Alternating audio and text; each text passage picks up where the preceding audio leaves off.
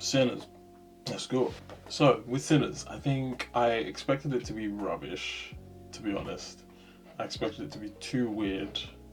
I expected just a whole lot of nonsense. And it's a good film. Actually did enjoy it. But I would say there's a little bit of nonsense in there. What was that accent? My voice went weird. American. I think from the trailer, I was very much like, vampires, what, supernatural stuff, like, why? But it turned out better than expected. I think there were still some points where I was a bit like, but it's still a good film. I did find it very entertaining towards the end. Maybe 30, 40, maybe 50 minutes of the film, like 30, 40.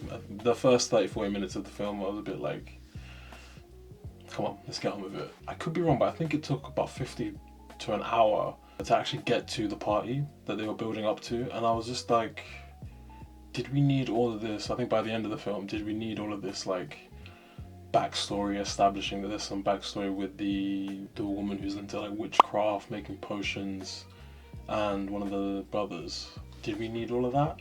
I guess it sort of got paid off in the end because I think she dies, and you know, they have a little interaction before he goes off. And it's just, I don't think we needed all of this build up of like collecting everything, setting every part of the party up. I didn't think we needed any of that. Establishing the boy with seemingly supernatural music powers. I don't know. Establishing where he comes from and kind of like, that was good because I think he does go back there and kind of just underlines the film. But at the same time, it was just a bit like, did we need 50 minutes of this? No. I think the best part of this film was actually Jack O'Connell. The build-up of the vampire was needed, obviously. The build-up of what they're scared of, this thing, and how he like goes to people's houses and just manipulates them into becoming vampires, whatever. It's interesting. I do think he's the best part of the film. It was so captivating, it was scary, menacing, whatever words you want to use. He was it. Trying to come across all like, oh, we just simply want to play some music. Like, yeah, right. I've loved that guy for a while now. I've watched him in Skins, I've watched him in Unbroken most recently, 28 Years Later, The Bone Temple. I generally think he might be part of the next generation of top quality actors. I think once he gets more recognition, more films under his belt, which he already has, I just don't think people know his name or talk about him a lot.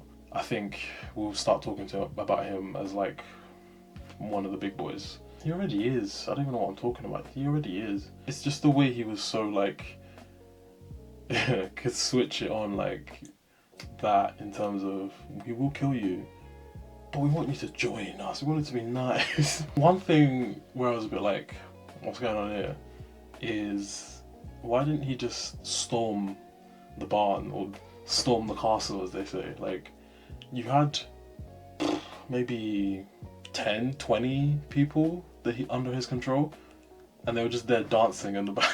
Like, what are they spinning around?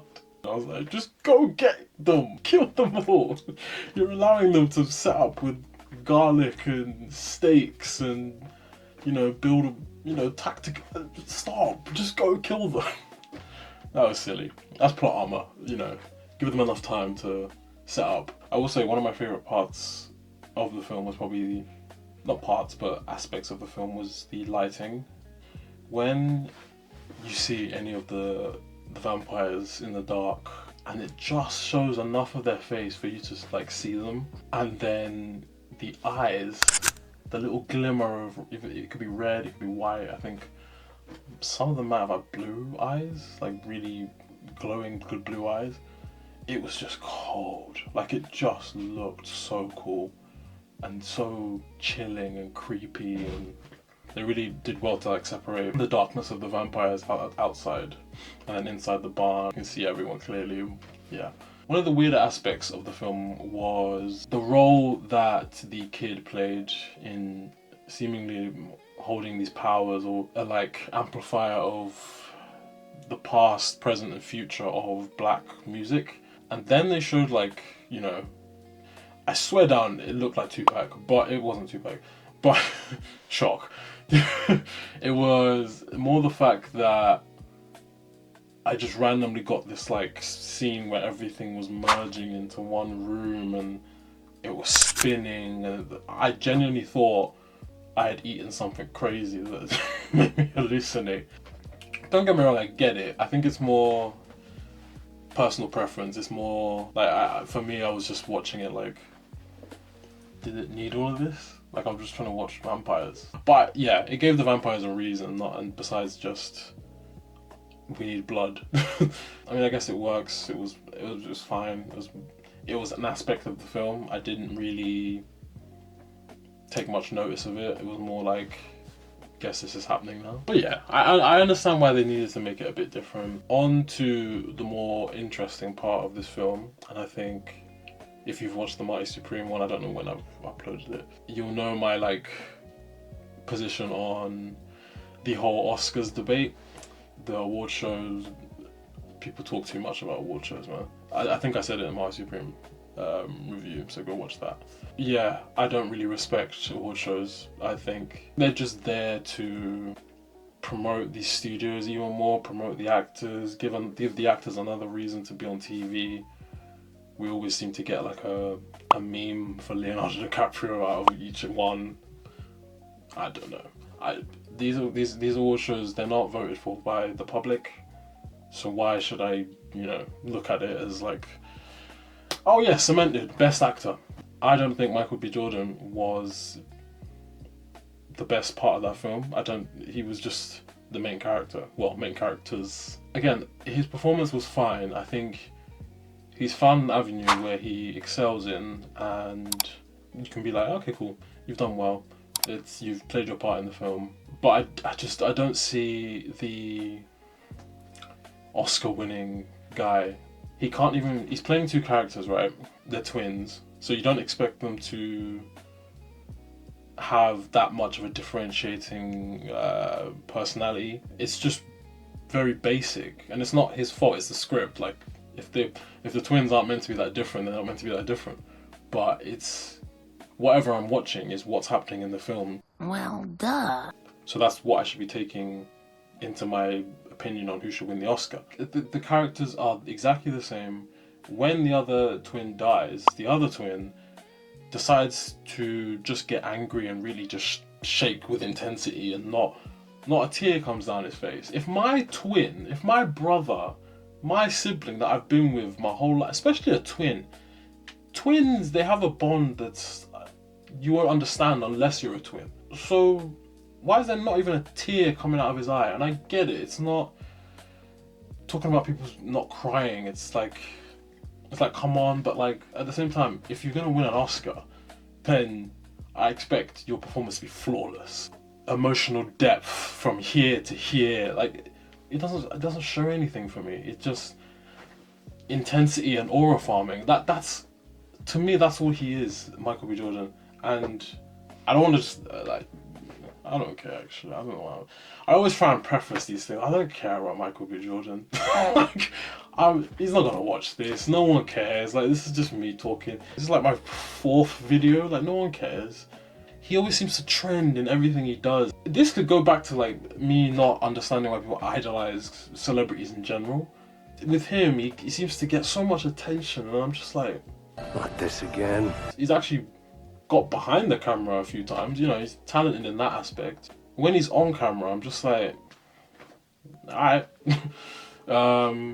Like, he's decent in Creed, but like, he's just a part of the jigsaw. He's not like the standout piece. He's not the crown at the top of the Christmas tree. Crown? Yeah, he just doesn't, it's just the way he comes across in public perception, his personality. He just seems to be thrust into the limelight of like, he's here. I only see him as like, here. Mid. That's it. So yeah, he won his Oscar, but alright, man. It's funny because these aren't the types of films that I like. I try to stay away from these films because it's more the outside hype that these things get online. I can't watch films that get too hyped up. I think I've said this before, but Barbie which I don't think is made for me anyway, and Oppenheimer, which sort of could be interested in, but I'm just not gonna watch it because of the debacle that caused online. This Barbenheimer, I was just like, what's going on? Like, these are two completely different films. It's because they came out on the same day. I get it, but like, please stop talking about it. I forgot what I was talking about now. Shite. Yeah, no. It has this Black Panther effect where, funnily enough, he's in that as well. That's probably his best performance, actually, Black Panther. It definitely is, actually, because that character was almost tailor-made for him. Like, it was angry, aura farmy. Yeah, it had that Black Panther effect where the media just went crazy. When I say the media, black media. Obviously, being black, you're gonna hear about it from aunties, uncles, parents, black friends, online.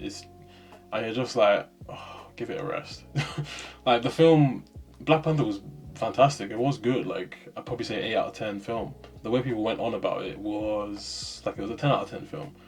And I hate that shit. It's such a pet peeve for me. I don't even think anyone else has these problems. Besides, well, I know someone that has a problem with it. It's not, for me, a reason for me to go out and I have to watch the film or I have to gas it up. I'll watch the film, but I'm not going to just blow it out of proportion because of what it means to me. This film didn't mean anything to me. It was good having an African superhero in the MCU. Like, up until then, there's no one. Closest thing you got is Anthony Mackie. That doesn't do anything for me. I think film has its own separate thing with me. I think I'm very simple. Like, I need to just enjoy the film for what it is showing me, not for what it could mean for society. It's not going to do anything for society. What are we talking about? Like, don't get me wrong, there are things where I can feel, I don't know if empowered is the right, well represented. Okay, I watch WWE. Obafemi, he is the hottest thing right now in WWE, and I can't get enough of him. Like, if you don't watch WWE, you're just looking at me like, what the fuck are you doing? But if you know, you know. He's so sick. He's so sick. This big Nigerian guy. I'm Nigerian, so whew, I don't think we've ever had like top guy in wrestling being African or let alone Nigerian. So yeah, naturally I will just gravitate to that, and he's so cool. Like, he's got the charisma, he's got the wrestling abilities, he has the presence, the gimmick, everything. It's just perfect. I'm an Arsenal fan. Seeing Saka play for us, naturally I'm just going to be gassed. I don't want to gas it up, but I sort of know the family. We'll leave it at that because I don't want to bait that out. Yeah, I don't know, with film I think it's just different. I think I don't need to have that, and I feel like a lot of people got lost in that. They saw themselves in the film, and I was like, sure. If you saw yourself in the film, sure. If you like it because of that, sure. I think I actually didn't get the aspect of why there was so much callbacks to like past black music. I think towards the end I understood it a little bit more, and then I had to get my cousin to actually explain it to me. Well, I didn't get her to explain it to me. I think she just explained it at one point, and I was like, oh, okay, yeah, that makes sense. Yeah, I think things like that just they're not for me. I know there's some terms that could be thrown about me and my, stance on that. Comments, drop it in there. I'll laugh when I see it. But yeah, no, good film. I give it 8 out of 10. It was, yeah, for all of that chat, like, it is an 8 out of 10. Like, I'm not gonna just sit here and be like, nah, this film's average, it's too much waffle about black people, and no, it's a good film. Like, by the end of it, I was like, oh shit, okay. And he got his revenge on everyone. One of the brothers, I think. Let's just call them Red and Blue. But yeah, Mighty Supreme should have got the Oscar. Don't cry, eh? Don't cry. But yeah, it is what it is. Anyway.